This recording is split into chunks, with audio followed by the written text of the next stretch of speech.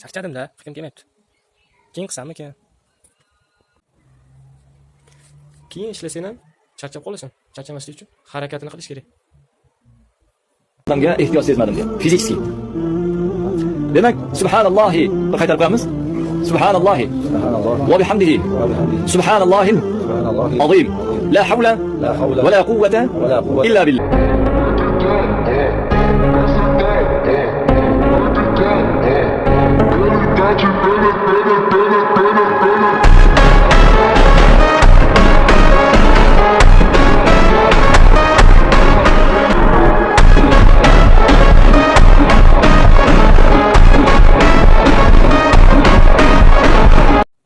Ko'rdingmi? Nima bo'lyapti? 70 yoshli odamlar.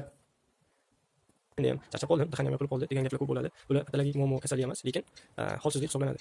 Bunga sabab ko'p kam harakatli, sport bilan shug'ullanmaslik, biron bir dorilar reklama qilinsa, dorini olamiz, immunitetimiz ko'tariladi, boshqa bo'ladi deb. Lekin fiziki kuch-quvvat yig'ishni o'ylamaymiz. Shu patologik muammolarga, yurak kasal yo boshqalarga borib yetib kelmasdan inson harakatini qilish kerak. Faqatgina dori yoki tabiat toza havo bilan emas, fiziki harakat hamma. Buning uchun sportsmen bo'lish shart emas. Eng zo'r mashg'ulot yo'li bor. Juda ham foydali. Ko'pchilik, 90% odam shunga amal qilmaydi. Bu har bir mashg'ulotda uplazinada 1 minutdan davom etadi. 1 minutdan tez emas, sekin kuch yetguncha burundan nafas olib, og'izdan chiqarib.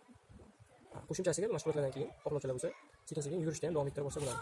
Bo'lmasa boshladik. 1 minutdan. Yana ikkinchi mashq. Yana 1 minutdan. Uchinchisi.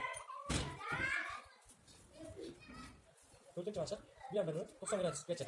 Oyoq uchidan turib, o'tirib turish mashq. Keyingisi.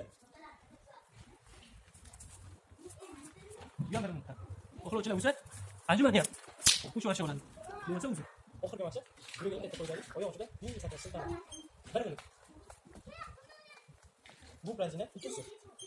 Oyoq uchida turadi, birinchi tomon bilan tushiradi. Yana 1 minut. Endi bu trenajyor nastroyka qilsa bo'ladi. Bu xuddi inson tosh ko'tarayotgan vaqt og'irroq bo'ladi, tosh qo'ygandan keyin yengilroq bo'ladi. O'sha muskulni katta qilib mustahkamlaganda, bu ham shunday sal nagruska bilan nafas oldiradi. O'pka shuni hisobiga kengayadi, nafas yo'llari yuklama bilan nafas oladi buni taqqanda. Undan keyingi holatda baquvvatlashib boraveradi. Bu shunday trenajyor. Buni 1-2 kun mashq qilib, bundan keyin foydalansalaring ham bo'ladi. Vaqtga qarab, vaziyatga qarab kuchaytirib boraveradi.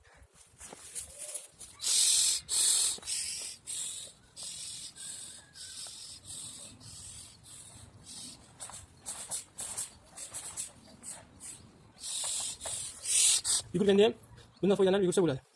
Juda foydali. Yuragiga, o'pkaga.